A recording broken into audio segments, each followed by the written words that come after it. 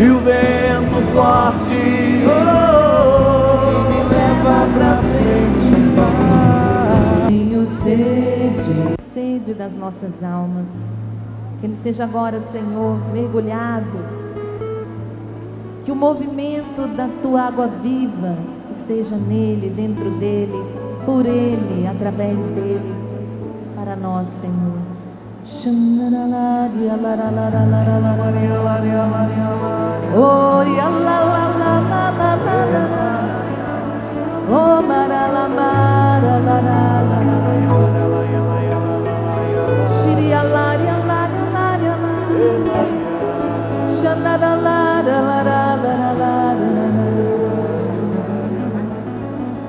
Ave Maria, cheia de graça, o Senhor é convosco.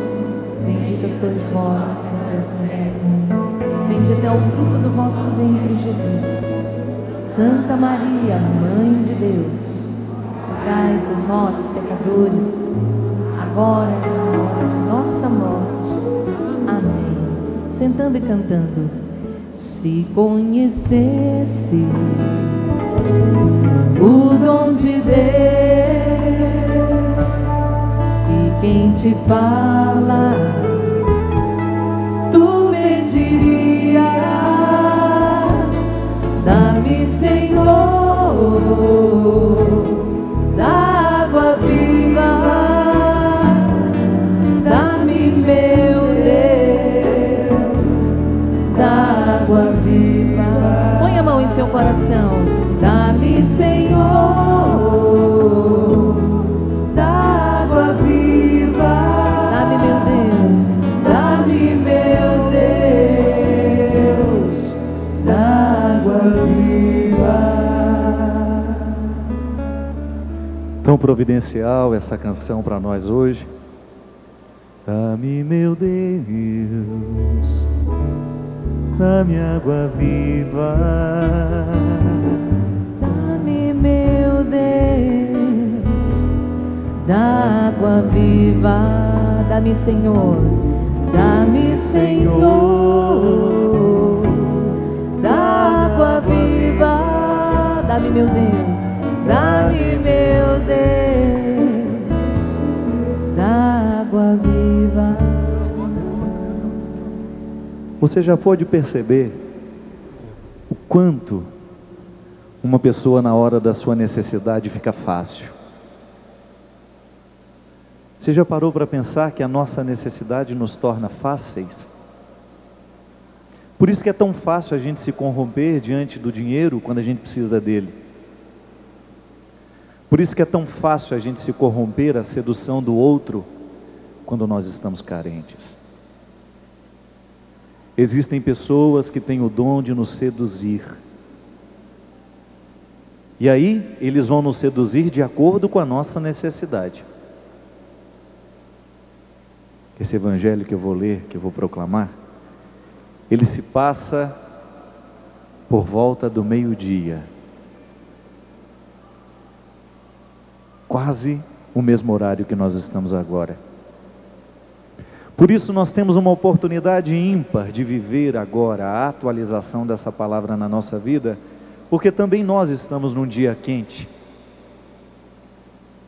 com necessidade de água, de sede, de palavra, com necessidade de tantas realidades que hoje pudessem aliviar as nossas ansiedades.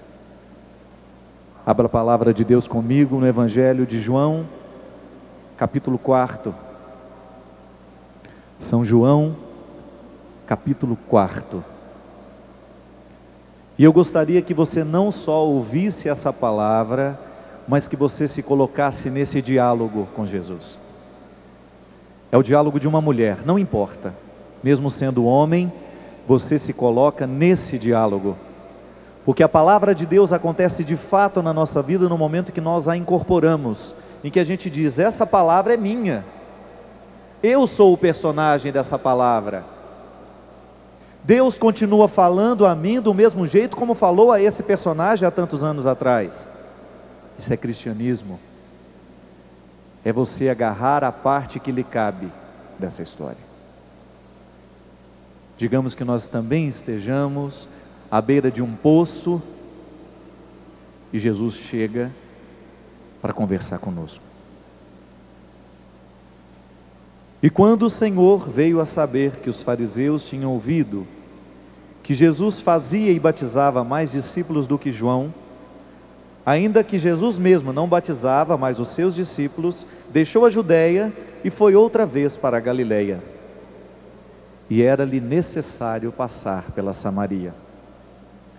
Foi, pois, a uma cidade de Samaria chamada Sicar, junto da herdade que Jacó tinha dado a seu filho José. E estava ali a fonte de Jacó. Jesus, pois cansado do caminho, assentou-se assim junto da fonte. Era quase meio-dia. Veio uma mulher de Samaria tirar água. Disse-lhe de Jesus: dá-me de beber. Porque os seus discípulos tinham ido à cidade comprar comida. Disse-lhe, pois, a mulher samaritana: como sendo tu um judeu, me pedes a beber a mim, que sou uma mulher samaritana? Tu sabes muito bem que os judeus não se dão conosco.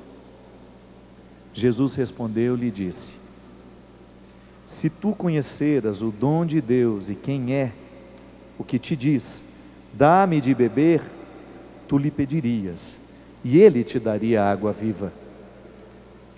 Disse-lhe a mulher: Senhor, tu não tens como atirar, o poço é fundo, onde pois tens água viva? És tu maior do que Jacó, o nosso pai, que nos deu o poço, bebendo ele o próprio dele e os seus filhos do seu gado? Jesus respondeu e disse-lhe: qualquer um que beber desta água voltará a ter sede, mas aquele que beber da água que eu lhe der nunca mais terá sede, porque a água que eu lhe der se fará nele uma fonte de água a jorrar para a vida eterna. Disse-lhe a mulher: Senhor, dá-me dessa água, para que eu não tenha mais sede e não venha mais aqui tirá-la. Disse-lhe Jesus: vai, chama lá o teu marido e volta aqui. A mulher respondeu e disse envergonhada: não tenho marido. Disse-lhe Jesus: disseste bem, não tenho marido, porque tiveste 5 maridos, e o que agora tens não é teu marido. E isso disseste com verdade. Disse-lhe a mulher: vejo que és um profeta. Nossos pais adoraram neste monte, e vós dizeis que é em Jerusalém o lugar que se deve adorar. Disse-lhe Jesus: mulher, crê-me que a hora vem em que neste monte nem em Jerusalém adorareis o Pai. Vós adorais o que não sabeis, nós adoramos o que sabemos, porque a salvação vem dos judeus. Mas vem a hora, e é agora, em que os verdadeiros adoradores adorarão o Pai, em espírito e em verdade, porque o Pai procura tais que assim o adorem. Deus é espírito, e importa que os que o adorem em espírito e em verdade. A mulher disse-lhe: eu sei que o Messias, que se chamará Cristo, vem, e quando ele vier, nos anunciará tudo isso. Jesus disse-lhe: eu sou eu, o Messias, que agora fala contigo. E nisso vieram os seus discípulos e maravilharam-se que ele estivesse falando com uma mulher. Todavia nenhum lhes disse: que perguntas? Ou por que falas com ela? Deixou, pois, a mulher o seu cântaro e foi à cidade e disse àqueles homens: vinde e vede um homem que me disse tudo quanto tenho feito. Porventura não é este o Cristo? Saíram, pois, da cidade e foram ter com ele. Meus irmãos, minhas irmãs, esta é palavra da nossa salvação.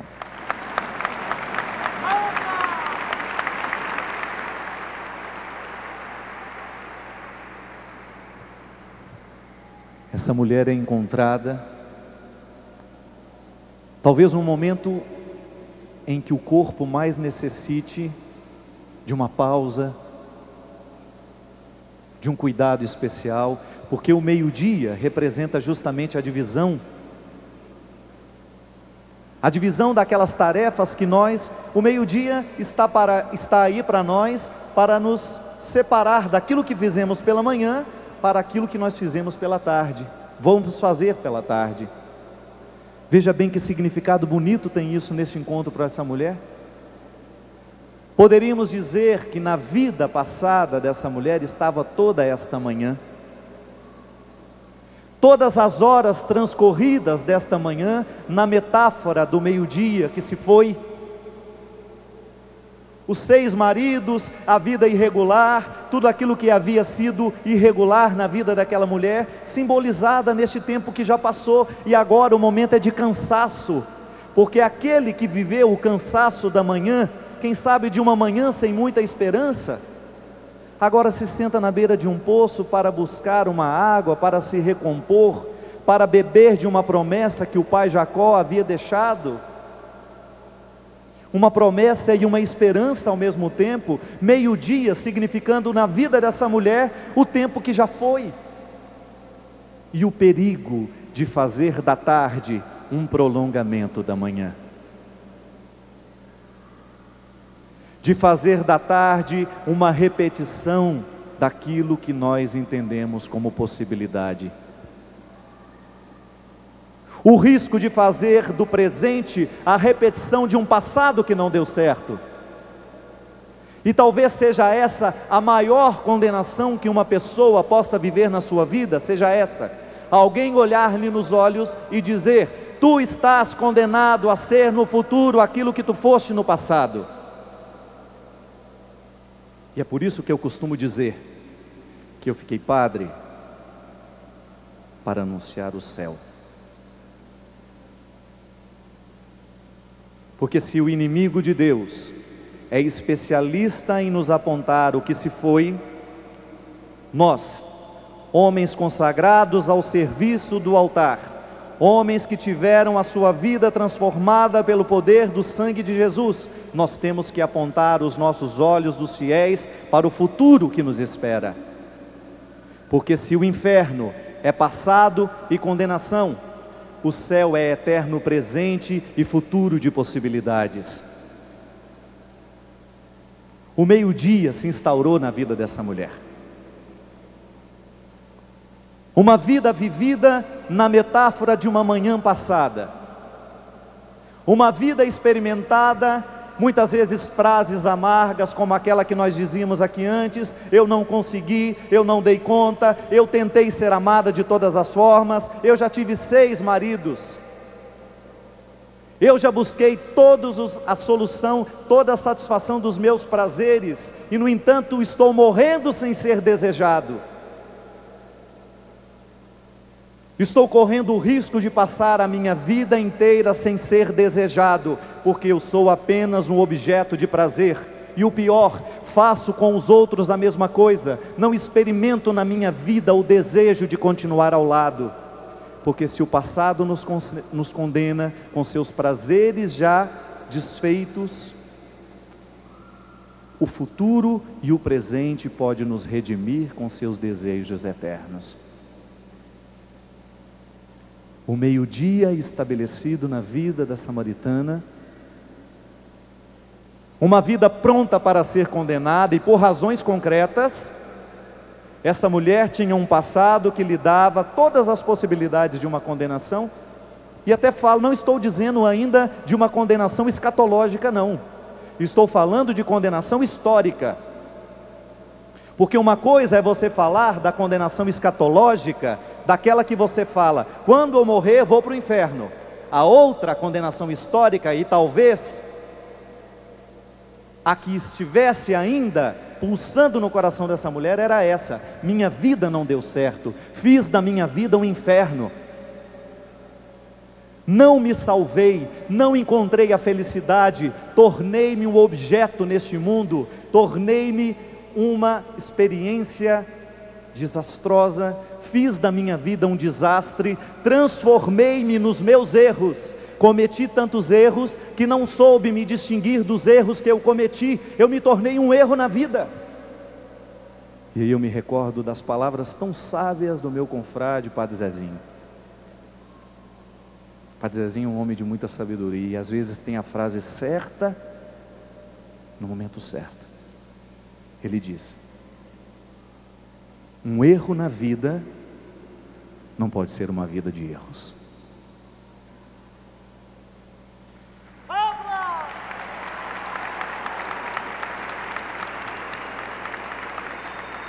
Um erro na vida não pode ser uma vida de erros.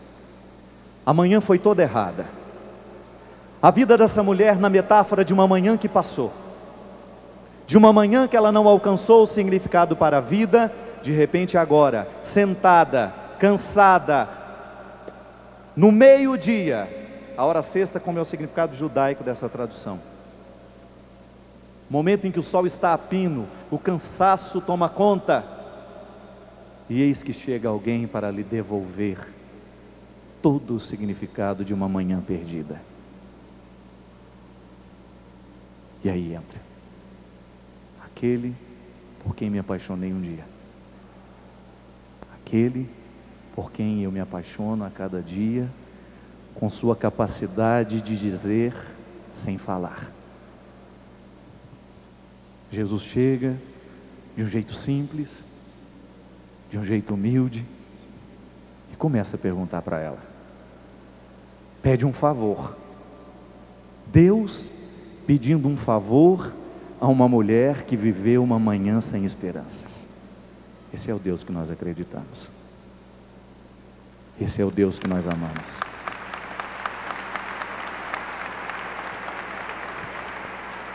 Pede um favor. Você poderia me dar um pouquinho dessa água? E ela, recordando-se da manhã que não deu certo, começa a dizer para ele: como é que você pode me pedir água, se você nem mesmo pode dirigir a palavra a mim? Você é judeu, eu sou samaritana. Olha o reconhecimento de ser o pior, o reconhecimento de não estar incluído, de não se sentir no direito, de ter nascido para o erro, de ter nascido para o pecado, de ter nascido para uma vida que não foi aquela que os outros tinham. Consciente e totalmente tomando posse da fragilidade, totalmente tomando posse do fracasso. E Jesus a desafia: não presta atenção na fragilidade dela, não ponha atenção naquela manhã derrotada, mas projeta para aquilo que pode ser para ele no momento da necessidade, da sede do corpo, e para ela a água que definitivamente poderia transformar a sua vida, a ponto de fazer esquecer aquilo que a sede daquela hora poderia romper. Amanhã sem esperanças, amanhã sem mar aberto, amanhã na posse de um exército que a domina. De repente, na frase mansa de um homem que é Deus, ao lhe pedir um favor. E Jesus deve ter precisado olhar muito para aquela mulher, porque somente um olhar que ama é capaz de fazer esquecer os sofrimentos de uma manhã sem esperança. Eu não sei se você já foi olhado assim. Se alguém um dia te olhou de um jeito tão novo e especial, a ponto de lhe fazer esquecer a manhã que não deu certo. Eu não sei se você faz a experiência de vez em quando pela vida, ser olhado por alguém a ponto de fazer-lhe esquecer tudo aquilo que não havia dado certo. Às vezes a gente tão derrotado, tão machucado pela vida, a gente se depara com algumas pessoas que conseguem retirar de nós uma água que nós não sabíamos que a gente possuía. Foi justamente o que Jesus fez com aquela mulher. Olhou para que ela tivesse coragem de esquecer a manhã de derrotas. Se tu soubesses quem é que te pede água para beber, e aquele olhar que encoraja a manter os olhos no passado, mas não para revivê-lo, mas para de fato soterrá-lo, para de fato encerrá-lo, para de fato colocar o ponto certo, é que dá a ela a coragem de contar tudo o que ela havia feito. É como se houvesse um processo de cura interior naquela criatura, naquele instante, que tivesse coragem de dizer: Senhor, meu podre é este, é verdade. E nisso ela reconhece a profecia de Jesus. Não é porque ele anuncia um grande milagre, não é porque ele anuncia uma grande promessa. Veja bem que a profecia de Jesus é reconhecida no coração da samaritana, é porque ele aponta para a verdade dela. O profeta não é aquele que apenas nos aponta para um futuro glorioso, mas é, antes de qualquer coisa, o que nos aponta para aquilo que nós precisamos renunciar para depois assumir o futuro glorioso.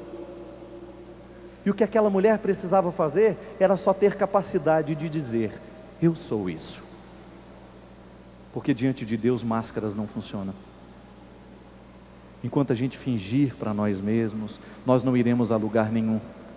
Enquanto nós não reconhecermos as nossas necessidades, as nossas lutas, os nossos mares diante de nós, enquanto a gente não der nome aos nossos inimigos, enquanto a gente não olhar nos olhos dele, eles serão maiores do que nós. Enquanto a gente temer os malefícios da manhã, nós não seremos capazes de entrar na tarde com cores de ressurreição. E foi justamente o que aquela mulher fez. Teve a coragem de contar. No momento em que ele faz a pergunta que mexe justamente nos afetos dela: vai trazer seu marido? Eu não tenho marido. Já tive 5. E aqui existe uma beleza bíblica teológica, bíblico-teológica. 7 é o número da perfeição. Teve 5 maridos. O que agora que tens não é teu. Quantos não? 6. Mas esse que está à beira do poço agora, te pedindo água para beber, é o definitivo, que chegou, que não vai embora.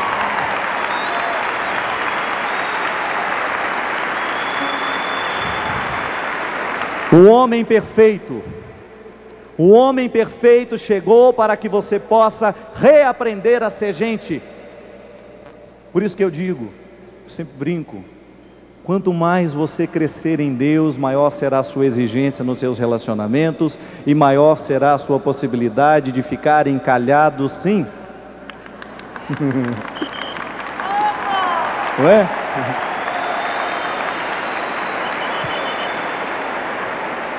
Não vai se sujeitar a qualquer amorzinho barato que chega por aí, não.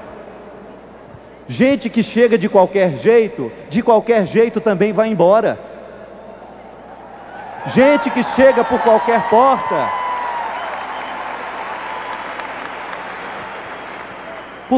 porta, também vai embora.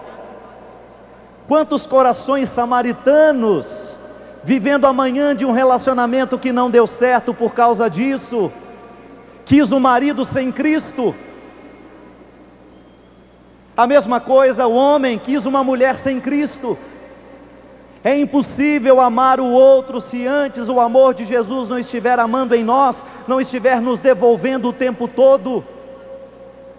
Amor humano precisa nos devolver o tempo todo a nós mesmos. É por isso que nós temos essa especialidade, esse atributo humano. Quando a gente se ama, o que na verdade nós estamos fazendo não é trazendo o outro para a gente, não. Isso é equívoco, isso é manhã que não deu certo. Amor de ressuscitados, amor de homens e mulheres que acreditam em Deus, não é amor que retém, é amor que devolve ele a ele mesmo.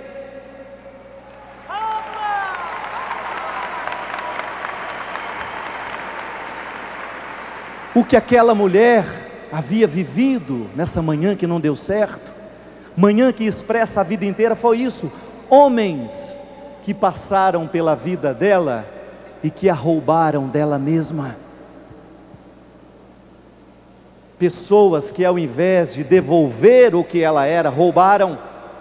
Amor humano é devolução, não é roubo. Amor humano é restituição. Eu restituo no outro, com o meu cuidado, com o meu afeto, com a minha fidelidade, aquilo que muitas vezes a manhã da destruição fez.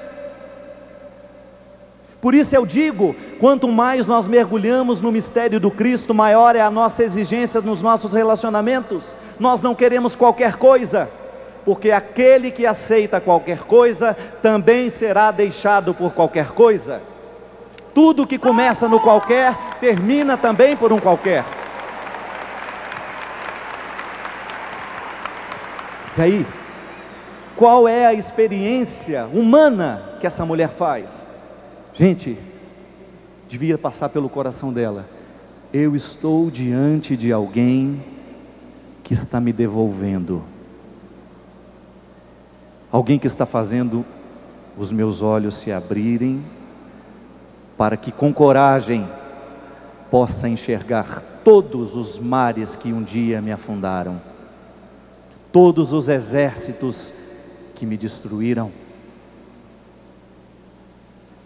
E ali naquele processo de catarse, de purificação, porque a água purifica, o mesmo mecanismo da água purificando os seus órgãos, aqui a palavra de Deus, na boca de Jesus. Jesus é a palavra, é o verbo. E verbo, qual é a função do verbo dentro da frase? Dar ação ao sujeito.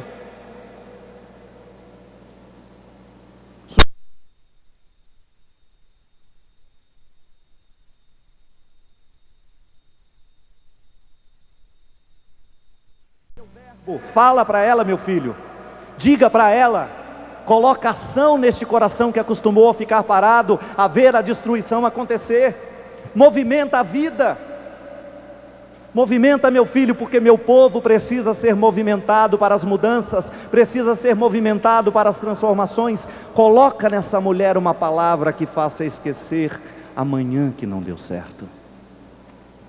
E ali o verbo, o poder da poesia, o poder do olhar que restitui, faz com que aquela mulher possa descobrir as forças que antes ela não sabia que tinha, inclusive de assumir que a vida não tinha dado certo. Quantos de nós precisamos passar pelo duro aprendizado de dizer, não deu certo? Porque por orgulho nós não dizemos, a gente mente para o outro. A gente não aprendeu a ter coragem de assumir o fracasso, e por isso que nós somos fracassados a vida inteira.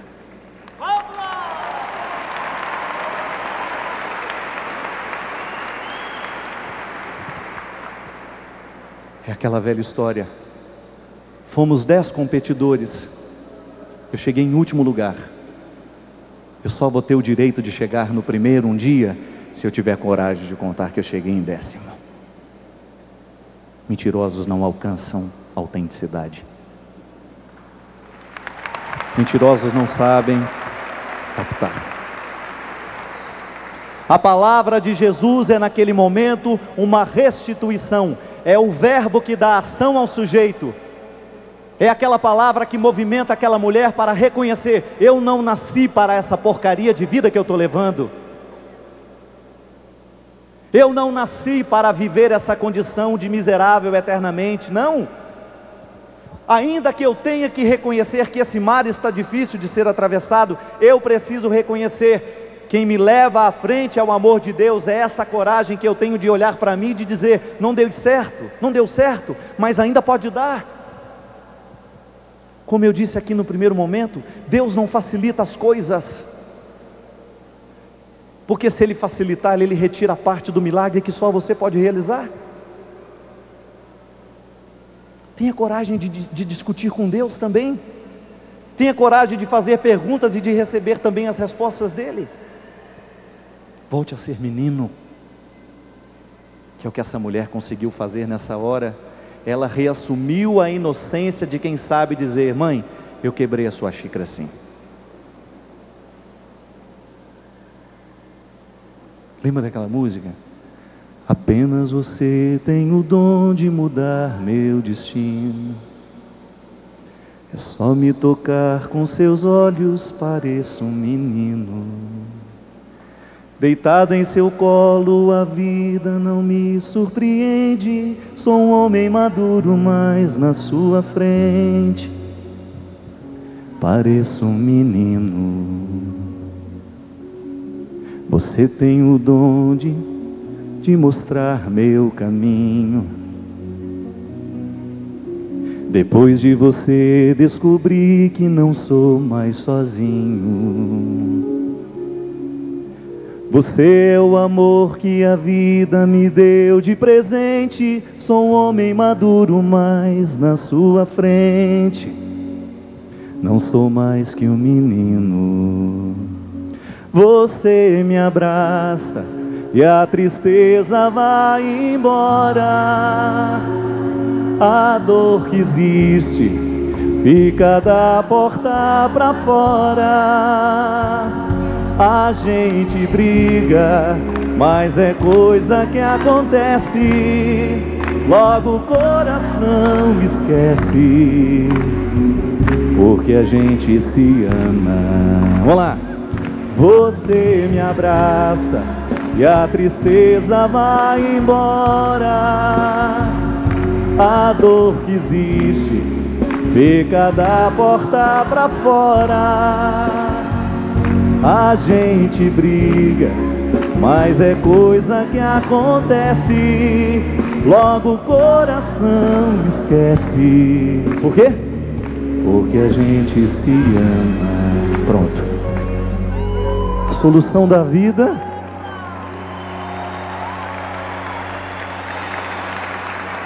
sempre que eu ouvia essa música, a imagem que mais vinha no meu coração era da minha mãe. Não existe ninguém neste mundo que tenha o dom de me fazer voltar a ser menino mais do que minha mãe. Tanto é que quando ela foi me visitar lá em Petrópolis, quando eu estava internado lá, que ela me encontrou, você precisa de ver o esforço que eu fiz para ficar mais bonitinho. Tomei banho, fiz a barba, vesti uma roupinha que não me deixasse muito magro, porque ela estava me acostumado a ver mais cheinho, né? De repente murchou o rapazinho dela, né? E sorrindo e ficando em pé, fingindo que não estava sentindo nada. Por quê? A minha mãe, eu não queria que ela me visse frágil. Mas na hora que eu olhei para ela, apenas você tem o dom de mudar meu destino. É só me tocar com seus olhos, pareço um menino. Deitado em seu colo, a vida não me surpreende. Sou um homem maduro, mas na sua frente pareço um menino. E foi o que aconteceu. Sabe o que Jesus conseguiu fazer com essa mulher? Isso. Fez esquecer o adulto que não deu certo.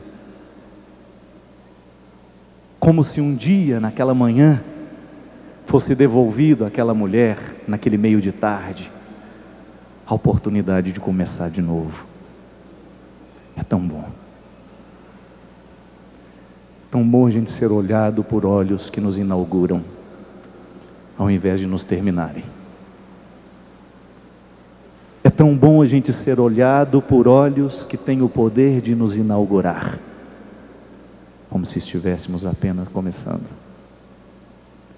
Mesmo quando estamos doentes, mesmo quando nós somos encontrados depois de uma manhã que nada deu certo,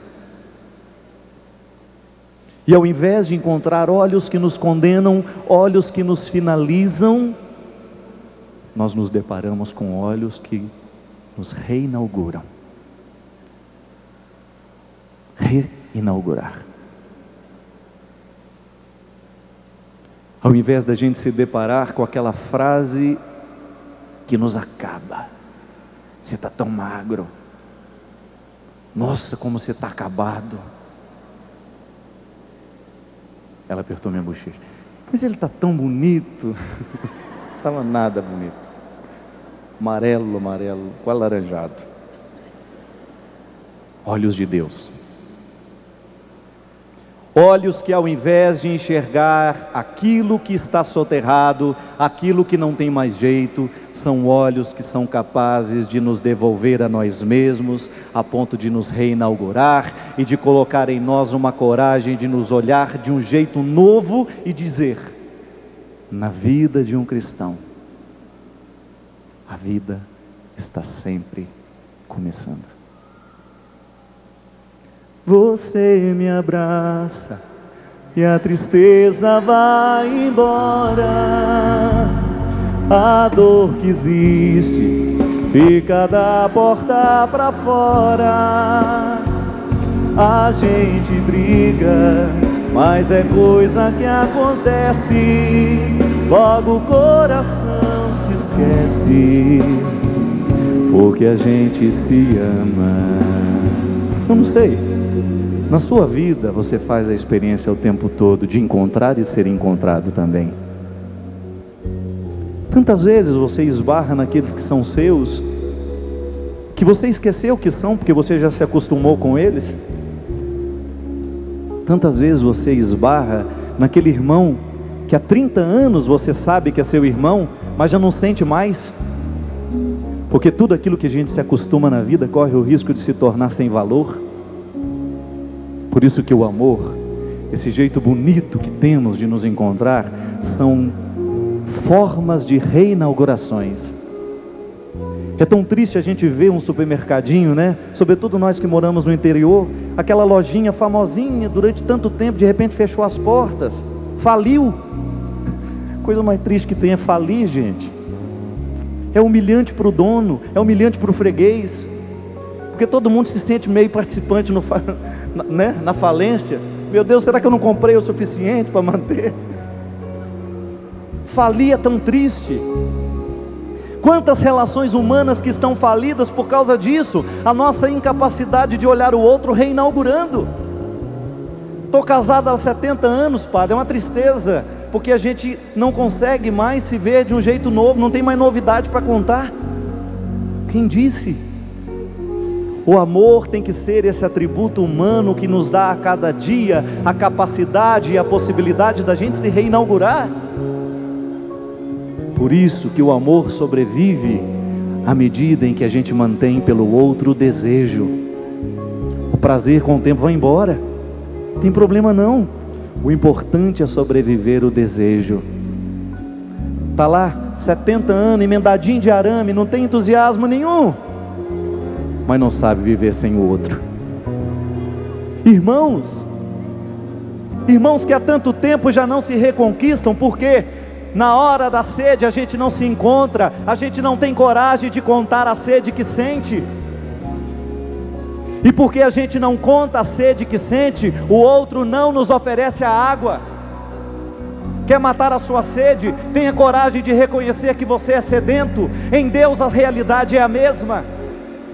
Deus acontece na vida humana por meio do amor humano.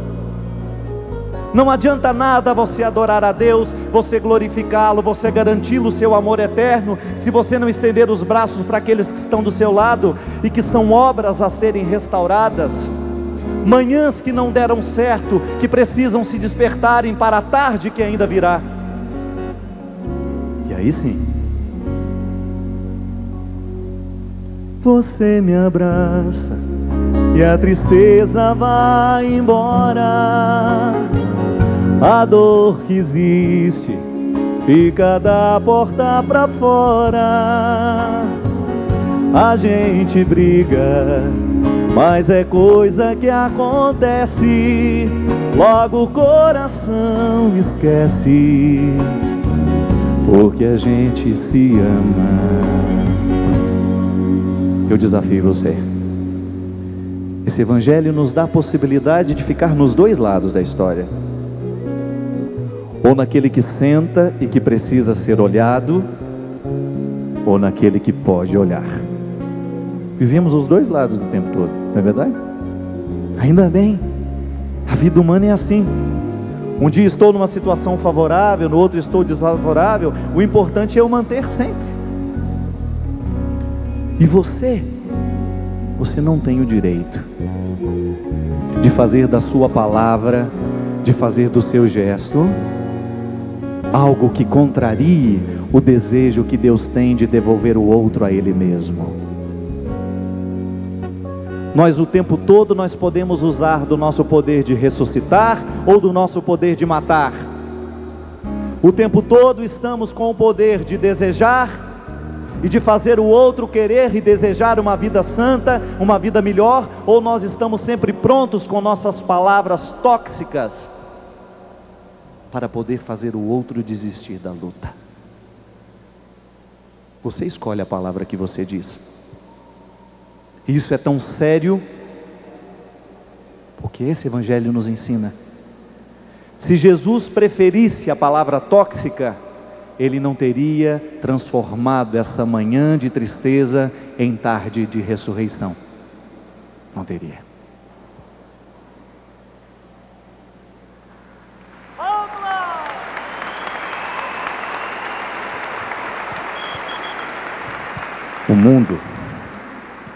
O mundo começa na palavra que a gente diz.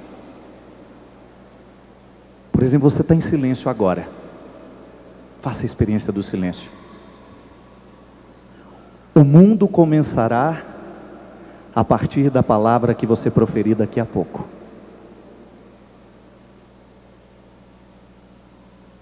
A palavra que você disser a alguém, por meio do seu olhar, por meio do seu gesto, será uma palavra que terá o poder de reinaugurar o outro, ou será uma palavra que terá o poder de finalizar?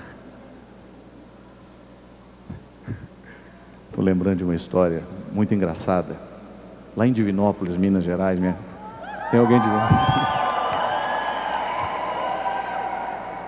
Você sabe que nós lá em Minas, quando a gente morre, sempre tem um parente para chegar de São Paulo, né? Então às vezes o defunto está até derretendo já, mas enquanto não chega o parente de São Paulo, nem não enterra. E espera o parente. Aí a primeira vez que a gente anda de avião é sempre uma situação assim, né? E estava lá, o velho morto lá, sua amiga minha que presenciou lá em Divinópolis a história.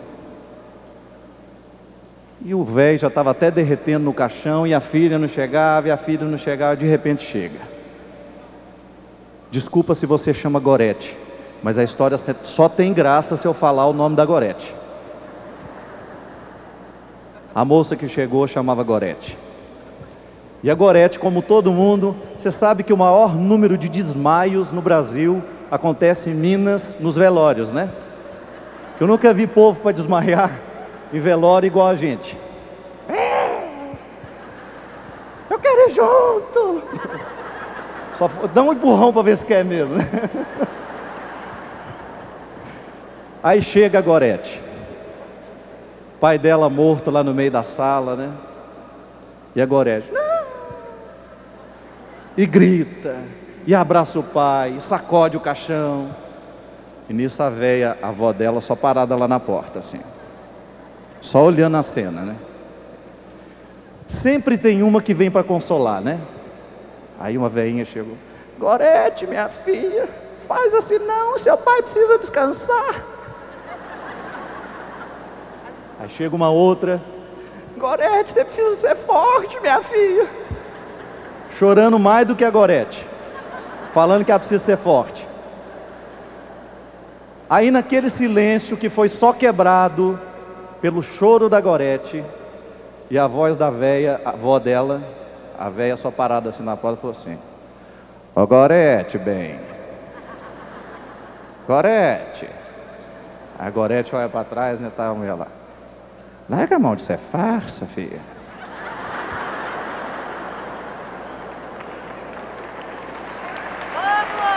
A Gorete levou aquele susto. Você larga a mão de ser farsa, bem. Isso era muito ruim pro seu pai. E tem outra coisa, Gorete. Seu pai morreu muito chateado com você. Pronto. A esse comportamento, você pegue essa frase, no momento que a pobre da Gorete, mesmo que ela tivesse feito tudo errado, isso era hora de dizer, gente. A isso nós podemos chamar espírito de porco, né? Sempre tem um espírito de porco pronto para nos lembrar aquilo que a gente não fez. Ou então sempre tem um espírito de porco pronto para lembrar aquilo que a gente fez de errado. Raramente uma pessoa vem nos não, imagina, isso não é hora disso, vamos esquecer. Não.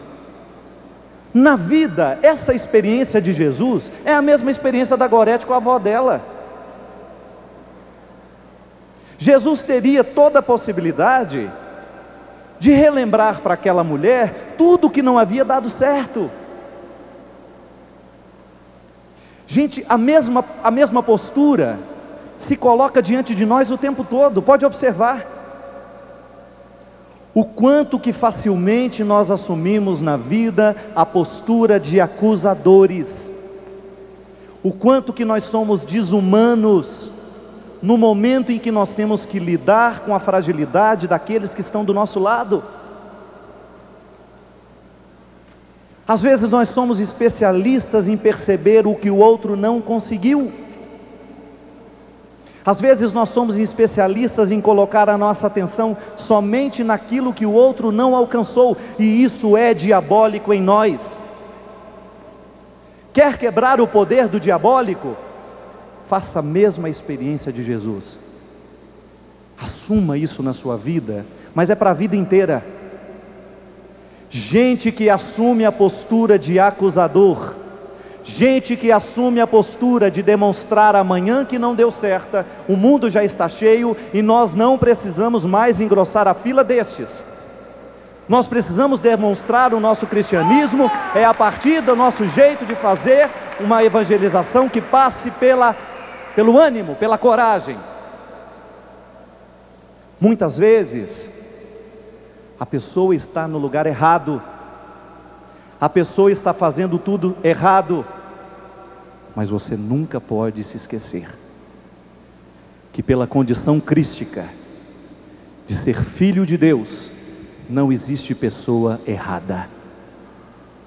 O que existe é pessoa certa no lugar errado. O que existe é pessoa certa na vida errada. O pecado não tem o poder de minar aquilo que você é pessoa certa. O diabo não tem o direito de olhar nos seus olhos e dizer: você é a pessoa errada. Isso é mentira. E a especialidade do inimigo de Deus é mentir. Esse ordinário não sabe falar a verdade, ele só mente. E muitas vezes nós, pessoas certas, estamos na vida errada, porque alguém não olhou nos nossos olhos, porque nos faltou alguém que nos olhasse nos nossos olhos e nos anunciasse a profecia. Meu irmão, você é a pessoa certa, só que você está no lugar errado. O que tem que nos dar coragem de continuar a ir adiante é a convicção de que nós somos pessoas certas. E o grande problema do pecado é que ele mina essa nossa convicção.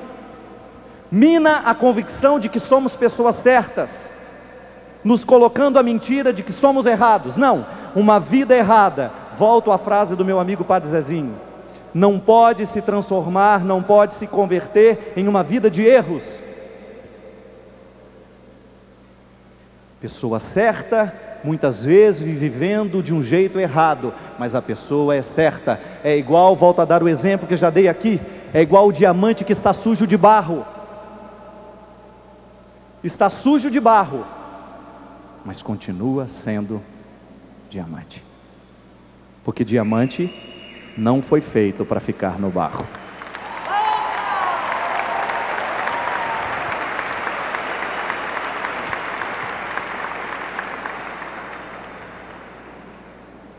Você sabe o que mais me fascinava no Padre Léo? Era a capacidade que ele tinha de olhar a prostituta e reconhecer só a mulher. Esquecer o que era errado nela, para prestar atenção naquilo que era certo. Sou humano demais para compreender, humano demais para entender esse jeito que escolheste de amar quem não merece. Sou humano demais para compreender, humano demais para entender, e aqueles que escolheste e tomaste pela mão geralmente eu não os quero do meu lado. É desconcertante. É desconcertante você assumir essa postura na vida. Assuma esse compromisso com você. Eu quero ser uma pessoa que olha o mundo para descobrir as pessoas certas, para apontá-las de que elas são as pessoas certas. Assuma o compromisso de ver o que os seus olhos a princípio não mostram. Olha com profundidade. Olha com mais lentidão. Olha com mais vagareza. Olha as miudezas. O mundo será mais santo a partir das miudezas. Sujou um copinho de café? Lava. Porque todo mundo está sendo lavado naquele gesto. Pode curar a ferida de alguém? Cura. Porque todo mundo está sendo curado naquele gesto, naquela ferida curada. O mundo é pequeno. E muitas vezes nós não damos conta das coisas grandes, é porque a gente não tem olhos para as pequenas. Muitas vezes nós não somos capazes de ir além, porque os nossos olhos são rasteiros. A gente só vê amanhã que não deu certo. Põe a mão no seu coração. Fecha seus olhos. Eu lhe desafio agora a estar sentado à beira do poço, neste mesmo horário em que estava aquela mulher na Samaria.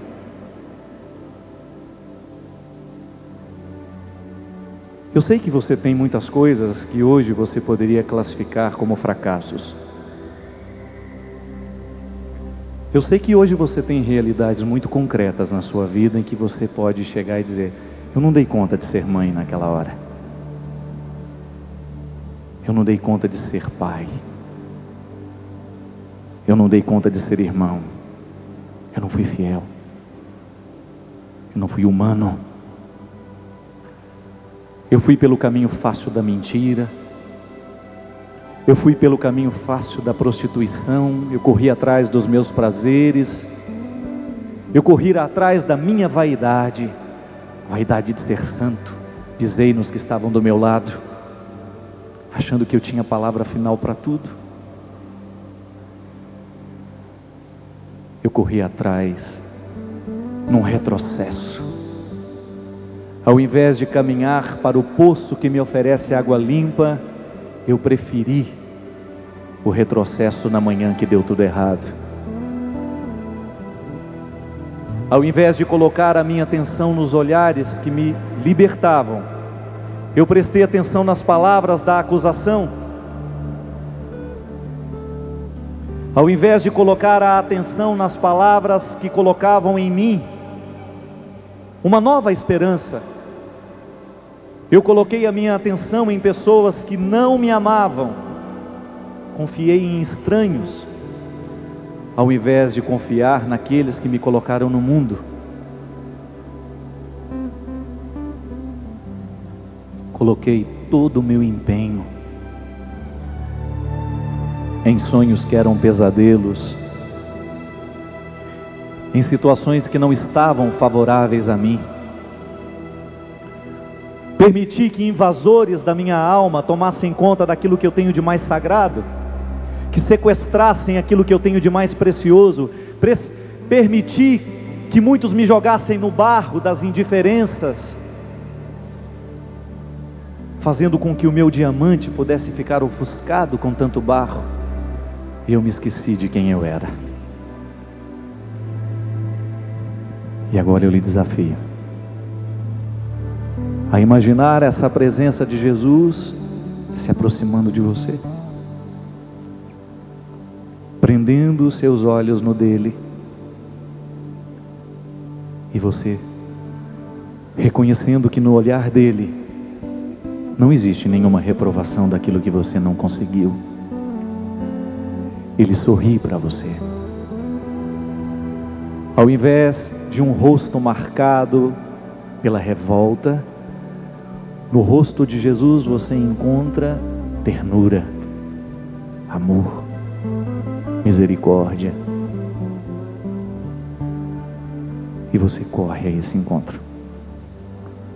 Você corre definitivamente para esse encontro, porque você sabe que a sua manhã de insucessos e de derrotas só poderá ser esquecida se você prender os seus olhos nesta face, que hoje tem o poder de te reinaugurar. E se antes a sua vida já tinha placa indicando falência, hoje você se renova neste olhar e você tem a coragem de subir, retirar essa placa que indicava falência e colocando uma nova placa, aberto, reinaugurado pelo poder de Jesus em você. Sinta o abraço de Jesus agora, lhe devolvendo tudo aquilo que foi roubado pelas drogas, pelos vícios, pelas mentiras, pelos relacionamentos pecaminosos, estragados, que você assumiu e que hoje você renuncia nesse abraço.